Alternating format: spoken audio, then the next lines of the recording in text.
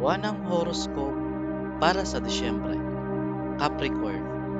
Ang mga taong may zodiac sign na Capricorn, magkakaroon kayo ng mga hadlang sa inyong progreso ngayong buwan. Ngunit, ang mga planeta na si Mercury at Venus ay tutulong sa inyo na malampasan ang mga hadlang na ito. Matatapos ninyo ang taong ito ng may tagumpay kapag natutunan ninyong magamit ang inyong mga koneksyon sa lipunan. Ang love horoscope ng Capricorn ay may magandang balita pagdating sa inyong buhay ngayong buwan. Sa simula, magkakaroon ng hindi pagkakasunduan sa pagitan ninyo ng inyong partner at ito ay malulutas sa mga darating na buwan. Wala nang kailangang patunayan ang inyong pagmamahal sa inyong partner. Pagkatapos nito, dahil mauunawaan nila ang inyong pagmamahal at dedikasyon sa relasyon. Tila ito ay isang magandang buwan pagdating sa mga finances dahil makakakuha kayo ng magandang resulta sa inyong mga kasalukuyang plano sa investment. Ang inyong mga speculative investments ay magdudulot din ng magandang kita at ang inyong ugnayan sa inyong mga partners ay magpapataas din ng inyong mga kita.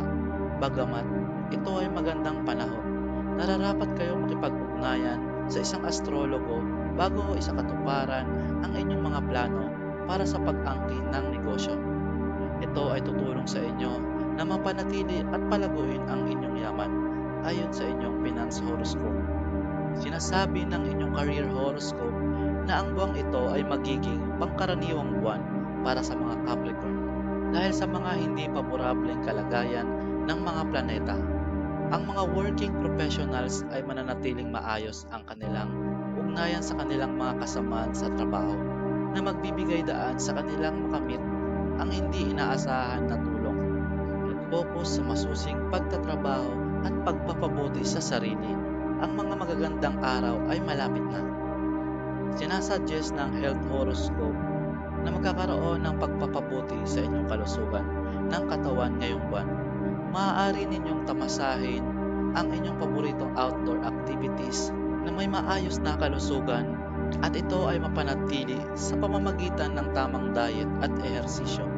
Ang inyong kalusugan sa isipan ay maaring mapanatili sa pamamagitan ng yoga at meditasyon.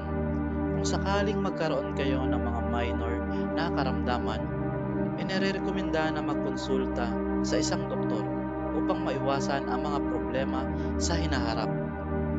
Tip para sa Disyembre.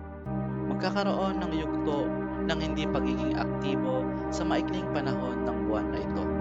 At dapat ninyong gamitin ang oras na ito upang makalikha ng mga estratehiya para sa tagumpay